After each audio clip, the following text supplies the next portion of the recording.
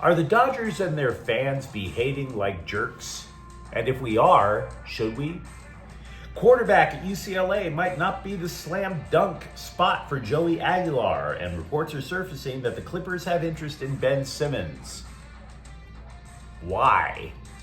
Good morning. I'm James. This is your daily dose of sports and snark for the greatest sports city in the world, Los Angeles. This is the faithful Angelenos Morning Report. It is February 8th, 2025. Welcome back to the Sanctum Sanctorum of LA Sports.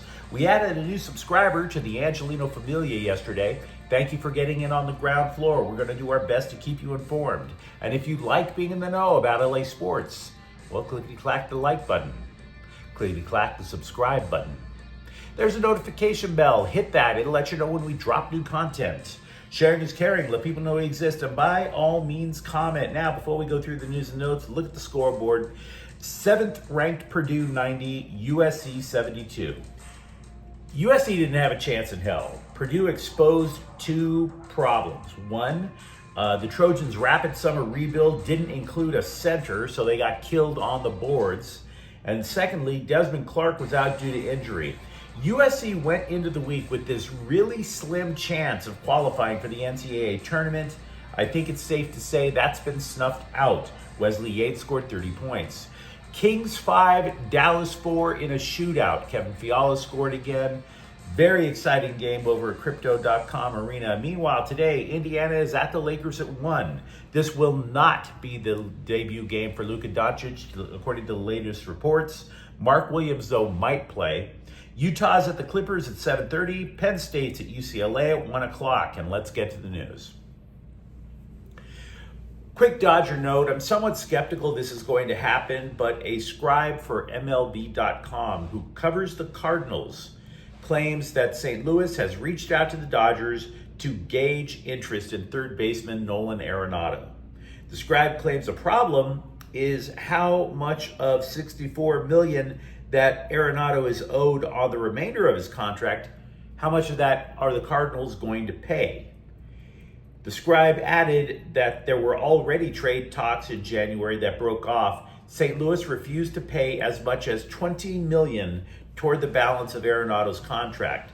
Now, longtime viewers of this program know that I have taken this show all over the country because I work on contracts and I like talking LA sports.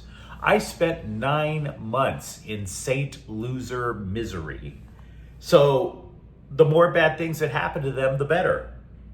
I enjoy bad things happening to St. Louis. It's almost like a hobby of mine. But it got me to thinking because of the hate that I believe is richly deserved. But it still got me to thinking on ethical bounds. Every day I open this show telling you guys LA is the greatest sports city in the world. Because it is. We are. It's a factual proof. But how much should we brag about it? How much should we rub it in others' faces? I was thinking about it because of the Dodgers. For example, the Dodgers will have in a 3-game series with Slime Diego this year. Every one of those 3 games is going to be a special night for the fans. One is going to be a bobblehead night for Blake Snell, who is a former Padre. Another night is a championship trophy giveaway, showing their fans what they've never had. And then, of course, the third night, they're going to wear the special championship gold jersey. Now, I approve of all of those things because those scumbags put up a crying Kershaw image on their scoreboard. You, Slime Diego, wanted the smoke? We will be happy to give you the smoke. We will ruin your lungs with all the smoke. But then there's smoke and then some. Like, for example, they're going to play the Sacramento Athletics. They'll have a Star Wars theme night. And what are they going to give away? The Death Star, which is actually going to be a Death Star hovering over Dodger Stadium. And the whole thing lights up in this ominous blue color. Why are we taunting the A's? What the hell did they ever do? Right? And then the Yankees fan, the fat guy who tried to rip the foul ball out of Mookie Betts' glove during Game 4 of the World Series, is saying that he regrets doing it because he's getting poop mailed to his house. He gets phone calls. He gets penis pics. Now, for the record, none of that was from me. The only person who gets to see my penis is my wife. I think that's kind of obvious. I don't need some rando out there seeing it. Said the guy with the ill-fitting Yankees gear and his 5 chins, quote, "I'm a hero in Yankees land. I'm a villain in America. I don't really care. I just want to be forgotten about. That's it. I want people to forget about me," unquote. He just wants Dodger fans to forget. And of course, that's why you should apologize when you do something that you're clearly in the wrong. But I have 2 thoughts. Throughout all the quotes he gave, he never said the words, "I'm sorry." If you want us to forget, that is why you apologize when you're in the wrong. The phrase is forgive and forget. You have to ask for forgiveness in order to start the process of forgetting what you did.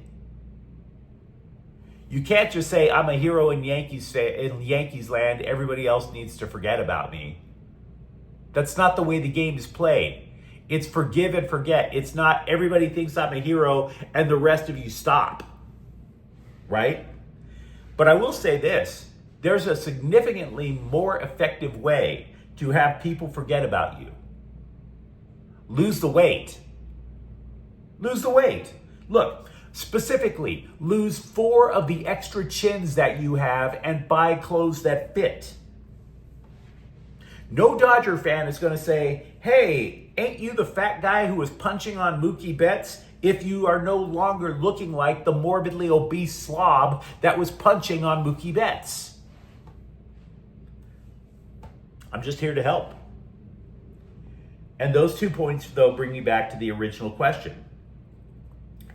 How much should we rub our greatness in other people's faces? And the answer is kind of obvious when you look at it. Always. Always. Everybody who claims that their fans are classier are always in denial about what horrible people they really are. See, that's the difference. I don't claim to be classy. No. We don't claim to be classy. Everybody who claims to be classy, Slime Diego claims to be classy, they put up the crying Kershaw meme.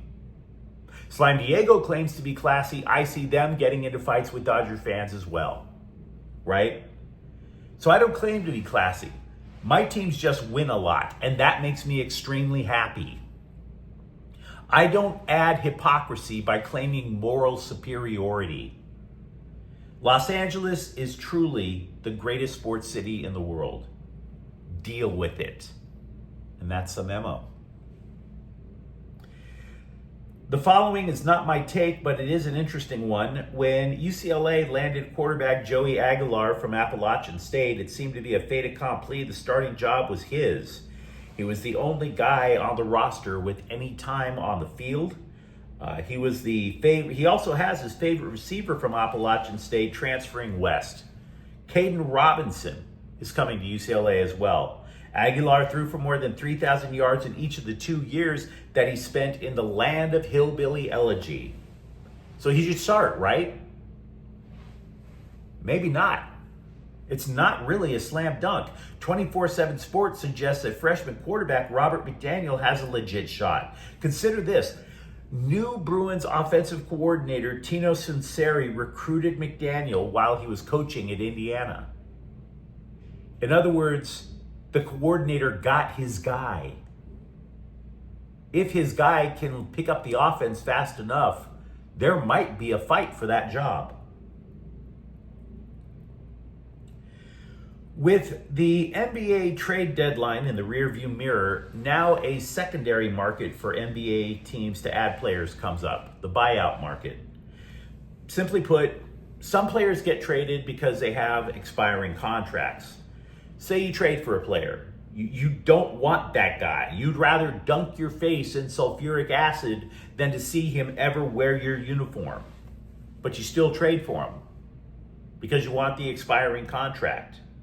You buy out the player becomes a free agent, and you gain cap space. So that exposition is because former number 1 overall draft pick Ben Simmons of Brooklyn has reportedly been bought out. There are multiple reports claiming that the Clippers are interested. Because if there's one thing the Clippers don't have is a guy who misses so many games, you wonder if he actually likes playing basketball. Oh, wait. That's their franchise player in Kawhi. My bad. Simmons has always been way more hype than production. If your career is constantly being described as the failed, insert your name here, saga, you have a problem. He started in his career in Philadelphia. That was the failed Ben Simmons saga part 1.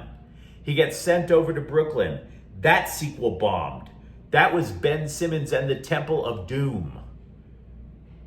Pardon me for telling the Clippers how to run their team, but nobody wants to watch Ben Simmons and the Kingdom of the Crystal Skull. The guy poops the bed more often than Amber Heard. Why do you want him? Los Angeles Chargers tight end Antonio Gates was elected to the Hall of Fame. For those of you who don't know, Gates actually was a star in the humble beginnings of the Los Angeles Chargers. When they rented out the Galaxy Stadium and they added some bleachers, there he was, catching corner routes right where the LA Riot Squad would normally be to cheer on the Galaxy. So, yeah, he is an LA Chargers star. Angel City FC has decided to keep goalie Angelina Anderson, which will extend her for 3 more years, despite the fact that the club allowed the second most goals in NWSL last year. I read multiple posts from soccer scribes who were all just in ecstasy. Could not love this pickup even more. Oh, she's such a promising young talent. Oh, Angel City needs a goalie. Angel City had her as a goalie, and she lost the starting gig 10 games into last year. Where exactly is the promise? What's promising about that to keep her for 3 more years? And I got to be real with you about this, because I am by no means an expert on gender. I do believe that there are extremely talented women athletes out there. Absolutely. I think women's tennis is way more exciting than men's tennis. I'm totally cool with people going bananas over Caitlin Clark. I don't have a dog in that fight. But one of the things that I hate is about reporting women's sports, because it is overly positive. Even when the players or the team is terrible, everybody has a bright future. No, they don't. They don't. Why should men be held to the pure meritocracy when it comes to sports, but the women are always promising, no matter what, so full of potential, even though it's never realized? I don't like being lied to. There is no promise when you lose your gig. You either have to fight to get your gig back, or it's just that you aren't good enough. I'm telling you something, they have added a couple of different players to try to shore up their defensive problem, but when you bring back the goalie that lost her job 10 games into the year and the team allowed the second most goals in the league, there is a fair chance that Angel City's defense is going to suck every bit as much this year as it did last. But you're not being told that, because you got to keep things super positive when it comes to women's sports. Just be real with us. We can handle it. But you let me know what you think in the comments thread. Are you happy being part of an evil empire with the Dodgers? For that matter, who would you take as starting quarterback for UCLA? And if you enjoyed the content, don't forget to subscribe to Faithful Angelenos. We talk LA sports every single day here. Thank you for watching. I'm James. We'll be back tomorrow. Faithful Angelenos is a Kian Cortel Queso production. Take care.